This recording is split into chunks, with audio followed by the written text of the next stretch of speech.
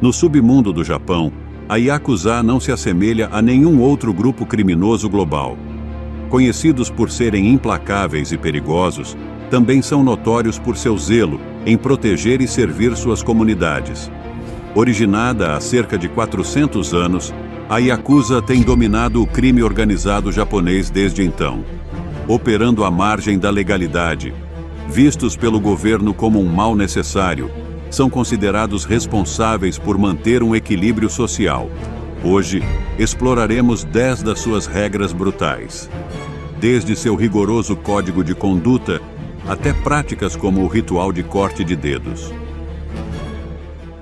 Oyabun e Kobun, a hierarquia pai-filho.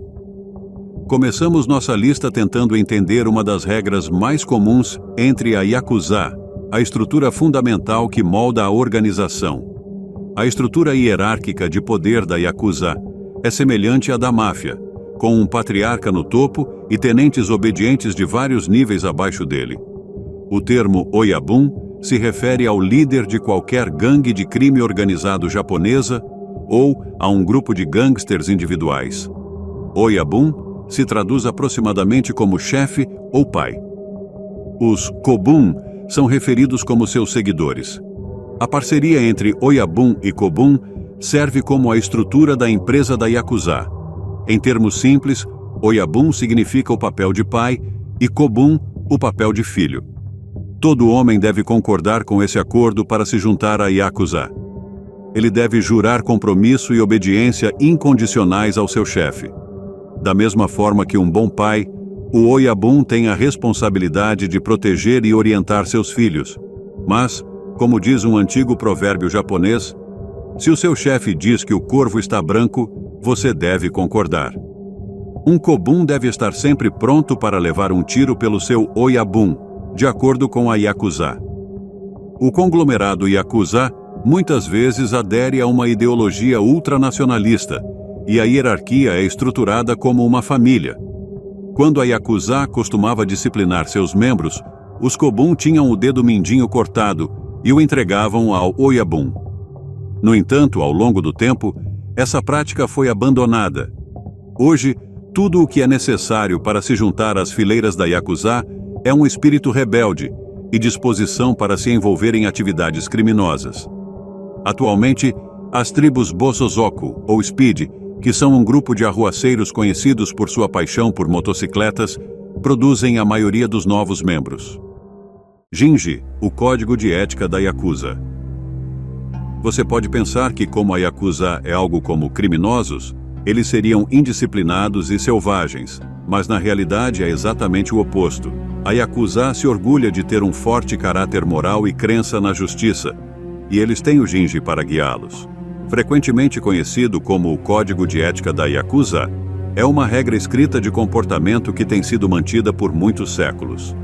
De acordo com a lei da máfia, pessoas que violam o código são consideradas escória e não são reconhecidas como um Yakuza, sendo frequentemente expulsas ou até mesmo mortas. As regras em si não são muito complexas e ajudam a entender que eles são verdadeiros crentes na justiça. Existem 4 regras simples. Regra número 1. O Código de Ética da Yakuza proíbe o uso, venda ou distribuição de drogas ilegais. A Yakuza é forte defensora da justiça individual e coletiva. A venda e distribuição de drogas encurtaria a vida de um homem e o impediria de fazer parte da sociedade. Regra número 2. O Código de Ética da Yakuza proíbe o roubo. A Yakuza acredita que roubar privaria um homem dos meios de subsistência e, portanto, desfaria seu senso de justiça pessoal. Na cultura da Yakuza, roubar do grupo era ainda pior do que roubar de uma única pessoa e era punido com a morte. A terceira regra é semelhante. O Código de Ética da Yakuza proíbe o assalto. A última regra é que nenhum membro deve jamais cometer atos indecentes ou fazer algo que vá contra a cavalaria. A Yakuza era considerada o grupo honroso em seu bairro. Seu principal objetivo era realizar sua própria forma de justiça. Crimes hediondos não eram comportamentos aceitáveis e eram severamente punidos, até mesmo com a morte. Comportamento traiçoeiro é outra instância de ir contra a cavalaria. Na era da Yakuza, a traição era algo que não podia ser tolerado. Normalmente isso resultava no dedo mindinho do infrator sendo cortado e em seu imediato exílio da tribo. O Jinji ajuda a Yakuza a manter o equilíbrio e a paz em sua comunidade e lhes rende imenso respeito por sua forte crença na justiça. Irumi, tatuagens da Yakuza. Tatuagens são algo que são vistas em todo o mundo, embora todos possam ter diferentes razões para obtê-las. No entanto, se você imaginar um típico durão ou criminoso estereotipado, tatuagens são algo que eles podem ter, e a Yakuza não é exceção. Embora não haja uma lei escrita sobre a obtenção de Irumi, essas tatuagens se tornaram uma parte sinônima da cultura da Yakuza. A tatuagem começou pela primeira vez em 300 depois de Cristo como uma maneira de marcar criminosos. No século 17, quando a Yakuza começou a se formar, os criminosos também eram marcados com tinta, então eles ficaram criativos quando queriam escondê-los. De acordo com a tradição da Yakuza, ricas histórias são desenhadas à mão e tatuadas por todo o corpo para ocultar a identificação criminal. Com o tempo, isso evoluiu para um rito de passagem significativo para jovens membros. Alguns clãs começaram a torná-lo um requisito para se juntar a eles, e alguns até foram tão longe a ponto de pagar pelo processo para que o jovem membro ficasse endividado com o clã.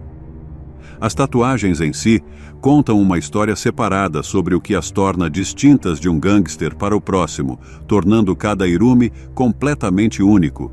O tatuador e a Yakuza passariam muito tempo planejando a arte detalhada que representa sua vida. Até hoje, as tatuagens são algo que você deve ter se for membro da Yakuza. Todos passam por um processo doloroso para criar algo que os diferencia de todos os outros, mas também os une à comunidade. Yubitsumi, encurtamento de dedos. Tatuagens não são a única maneira de identificar um membro da Yakuza. Outra forma comum de descobrir é se eles têm um dedo faltando. Isso é resultado do Yubitsumi, que se traduz como encurtamento de dedo. É a prática de cortar um dedo na junta, geralmente começando pelo dedo mindinho esquerdo e avançando pela mão se for necessário fazê-lo mais de uma vez. A tradição tem suas raízes nos jogadores japoneses, que o inventaram como uma punição por não pagar dívidas. Não apenas o processo de cortar os dedos é extremamente doloroso, mas também enfraquece a mão da vítima, reduzindo sua capacidade de se defender. Existem dois tipos de Yubitsumi reconhecidos pelo código da Yakuza. O primeiro é chamado de dedo morto, e é realizado por um membro da Yakuza, depois que cometeu um crime. O criminoso corta o dedo com uma lâmina curta, e o apresenta ao Oyabun, envolto em um pano branco, como pagamento pelo crime.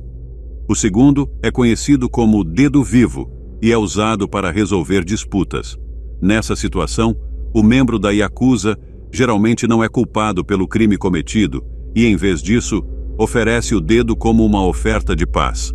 O Ichiubi é considerado um sinal de extrema e verdadeira lealdade no mundo da Yakuza. Uma pesquisa do governo realizada nos anos 90 revelou que metade dos membros da Yakuza passaram pelo Yubitsumi, e um quarto já o fizeram 2 vezes. Isso resultou em muitos dedos entregues aos Oyabun. Nos tempos recentes, a prática diminuiu um pouco, uma vez que os dedos protéticos se tornaram uma opção. Jiri e Ninjo, dever e emoções humanas. Já aprendemos que os membros da Yakuza são pessoas de forte caráter moral que defendem a justiça. Sua filosofia pode ser melhor compreendida se conhecermos 2 palavras japonesas, Jiri e Ninjo. A palavra Jiri significa obrigação e Ninjo é a emoção humana. Esses termos são frequentemente usados pela Yakuza para descrever um código de comportamento que os obriga a retribuir atos anteriores de bondade ou traição a qualquer custo. É difícil entender o quão essencial e significativa é a Jiri, a devoção em cumprir uma responsabilidade, se você não foi criado como uma pessoa japonesa. Quando você faz um favor a um membro da Yakuza, eles se lembrarão disso e retribuirão da mesma forma, indo muito além da simples reciprocidade e ultrapassando a simples gratidão. Claro, eles também esperam comportamento semelhante dos outros. A Yakuza é especialista em cumprir compromissos de vida ou morte no submundo, onde a reputação é tudo. Um membro da Yakuza que quebra um compromisso desonra não apenas a si mesmo, mas também todo o seu clã. Um Oyabun da Yakuza, quando afirma ser o protetor do povo ou impede que ladrões operem em sua área, porque isso prejudica a comunidade, está cumprindo o ninjo, um tipo de jinji que fica em algum lugar entre a piedade e a empatia. É o dever da Yakuza defender o homem comum, geralmente cidadãos japoneses, mas ocasionalmente qualquer pessoa que entre em sua área. A Yakuza gosta de se disfarçar como voluntários que protegem aqueles que não podem pagar por proteção policial ou segurança profissional. Juntos, os conceitos de Jiri e Ninjo, juntamente com o Jinji, são os princípios orientadores fundamentais de todos os membros da Yakuza. Segredo: um mal necessário. A infame máfia do Japão é estritamente controlada pelo governo e está enraizada na cultura japonesa como um mal necessário para manter a ordem e a estabilidade. Essas duas qualidades são altamente valorizadas na sociedade japonesa. O governo supervisiona suas operações em um quadro quase legal. Devido a isso, muitas gangues da Yakuza se apresentam como negócios legítimos. Eles mantêm locais físicos, distribuem cartões de visita e até mesmo oferecem planos de pensão para seus membros. Em comparação com outras nações desenvolvidas, as taxas de crimes violentos no Japão são muito baixas, e apesar da corrupção e fraude generalizadas da Yakuza, o público lhes dá algum crédito pela falta de crimes menores. Por outro lado, o alcance da Yakuza é profundo e está conectado a negócios legítimos. Eles têm um impacto significativo nos setores imobiliário, entretenimento e da construção. Apesar de serem alvo de repressão, os sindicatos criminosos melhoraram e se tornaram mais hábeis em contornar as leis. Por exemplo, a violência física é terceirizada para empreiteiros independentes sem histórico de atividade criminosa ou conexões, e a Yakuza está cada vez mais envolvida em crimes cibernéticos para acumular dados financeiros e pessoais para extorsão. Hoje, eles operam em concerto com a tecnologia moderna e a sociedade. Eles são um segredo aberto que todos sabem que existe, mas não há sinais de que serão desmantelados em breve, pois se tornaram uma parte fundamental do mundo japonês. Sakazuki, copos cerimoniais. Semelhante à máfia italiana, os sindicatos da Yakuza se veem como famílias. Os anciãos funcionam como pais adotivos, acolhendo delinquentes das ruas do Japão e ensinando-lhes os costumes da Yakuza. Na realidade, o Sakazuki é como a máfia formaliza todo o procedimento. É uma cerimônia de bebida de saquê realizada com copos tradicionais e rituais variados. Historicamente, acordos ou compromissos eram formalizados com o Sakazuki em rituais de casamento shintoístas, por exemplo. É realizado 3 vezes para fortalecer os laços entre marido e mulher. No entanto, o Sakazuki é muito significativo e único para a Yakuza em muitos aspectos, uma vez que representa figurativamente o estabelecimento de uma família entre a Yakuza. Existem 4 tipos diferentes de rituais de Sakazuki: irmão-irmão, pai-filho, sucessão e reconciliação, respectivamente. A cerimônia propriamente dita é bastante formal. Uma vez que a data da cerimônia é decidida, um altar é construído em um espaço que passou por uma purificação cerimonial para simbolizar 3 deuses. 3 rolos são colocados no altar, e neles são acesas 12 velas para simbolizar os 12 signos do zodíaco, bem como para oferecer parabéns. 3 montes de sal, que representam boa sorte, uma garrafa de saquê japonês, um copo de saquê, 2 peixes alfange cruz e outras oferendas são também colocados no altar. Pode parecer um pouco exagerado, mas isso demonstra o quanto a Yakuza leva a sério essas cerimônias de iniciação. Shinogi, adaptando-se ao futuro. Contrariando relatos recentes da imprensa, a Yakuza não está desaparecendo, pelo contrário, eles estão evoluindo. Eles estão descobrindo como mudar de marginais tribais com um senso de honra para criminosos comuns dispostos a fazer qualquer coisa por dinheiro. Em resumo, os mais astutos estão se tornando menos óbvios. O que mudou é o método de obtenção de renda da Yakuza. Eles estão se expandindo para o cybercrime e diversificando suas fontes de renda. Os membros mais graduados da Yakuza agora proíbem seus membros de usar a violência e limitam quem pode usar o emblema da gangue em seus cartões de visita. O jogo, o tráfico de influência e o envio de mão de obra eram as fontes tradicionais de renda. Mas isso mudou nos tempos modernos. Em vez de erradicar a Yakuza, o governo japonês sempre preferiu manter cerca de 22 organizações de crime organizado e mantê-las sob controle e ocultas. No entanto, conflitos recentes com a polícia e a falta de disciplina entre os membros têm causado alguns problemas na relação. Hoje em dia, a Yakuza está procurando maneiras de se manter oculta e expandir sua influência nas sombras. Sem dúvida, a Yakuza é muito mais difícil de ser identificada no Japão hoje, onde encobrir um problema é frequentemente considerado tão bom ou melhor do que resolvê-lo de fato. Isso é uma vitória para a Yakuza, sem dúvida. Ninko, promoção do bem. Já vimos que a Yakuza se orgulha de ter um forte senso de justiça e bondade. Para explicar melhor, é preciso entender o que é isso. Ninko é um termo usado para descrever uma certa forma de virtude na qual alguém se esforça para defender o bem, punir o mal e se sacrificar pelo fraco e desamparado. Embora seja impossível identificar a ascendência exata da Yakuza, acredita-se que eles tenham vindo de bandos de ronin ou samurais sem mestre que se voltaram para o banditismo, ou de organizações de caridade que protegiam as comunidades da ação desses mesmos samurais errantes. No início do século XVII, sua ascendência pode ser rastreada até grupos de ladrões e jogadores no Japão feudal. No entanto, o compromisso deles com o Ninko sempre esteve presente, apesar de suas atividades criminosas. A Yakuza se autodenomina uma organização de cavalaria, ou Ninko Dantai.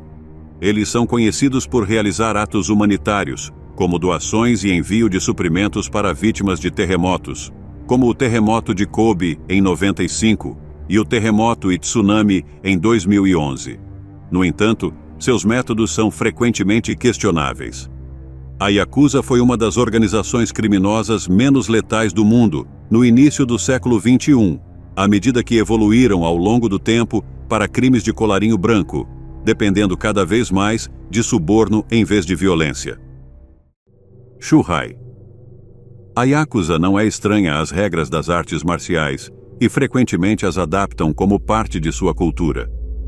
Um desses conceitos é o processo de aprendizado de 3 estágios chamado Shuhai, que pode ser aproximadamente traduzido da seguinte maneira: primeiro aprender, depois se desapegar e finalmente transcender.